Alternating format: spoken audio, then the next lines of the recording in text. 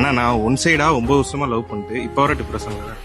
அதுக்கப்புறம் நிறைய எந்த பொண்ணையும் பாக்கல. நீங்க ஏன் ப்ரோ பாக்கல? அவங்கதான் தெரியலன்னு சொன்னாங்க. அதுக்கப்புறம் நீங்க மூவானான்னு போக வேண்டியதானே? 9 வருஷமா ஒரு பொண்ணா நான் நினைச்சிட்டு இருந்தீங்க, ட்ரை பண்ணீங்க, எல்லாமே ஓகே. எப்படி டிப்ரெஷன்னா, என்னோட லைஃப் நான் நல்லா ஸ்மூத்தா சந்தோஷமா மூவ் பண்றேன். ஓகே. பட் வந்து எப்படின்னா, ஒரு பொண்ணு ட்ரையே பண்ணலையே. ஒரு பொண்ணை நான் இன்னொரு பொண்ணை பார்க்கும்போது எனக்கு அந்த ஒரு ஃபீல் கிடைக்காது, அவள்கிட்ட கிடைச்ச ஃபீல் கிடைக்காது. ஏன்னா அவளை நான் வந்து ஒரு கடவுளுக்கு நிகரா பார்த்துட்டேன்.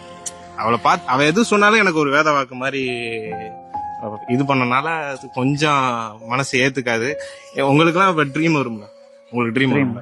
எனக்கு எப்படி ட்ரீம் வரும்னா, எனக்கு 99% ட்ரீம் அந்த பொண்ணு தான் கனவுல வரும். சரி, நான் ஸ்கூல் படிச்சேன், என் ஸ்கூல்ல படிச்ச பொண்ணு தான் அந்த பொண்ணு.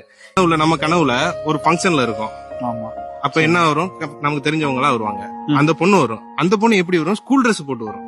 என்ன ப்ரோ கனவு இதெல்லாம்? இந்த மாதிரி கனவு எனக்கு நிறைய ரேண்டமா, நான் இங்க போனாலும் அந்த பொண்ணு ஃபாலோ பண்ணி வர மாதிரி, கனவுல அந்த பொண்ணோட நான் சந்தோஷமா இருக்க மாதிரி நிறைய கனவு வரும். இதெல்லாம் அவாய்ட் பண்ண நினைப்பேன். அந்த பொண்ணு ஒரு நாள் கூட பெருசா நினைச்சு பாக்கல.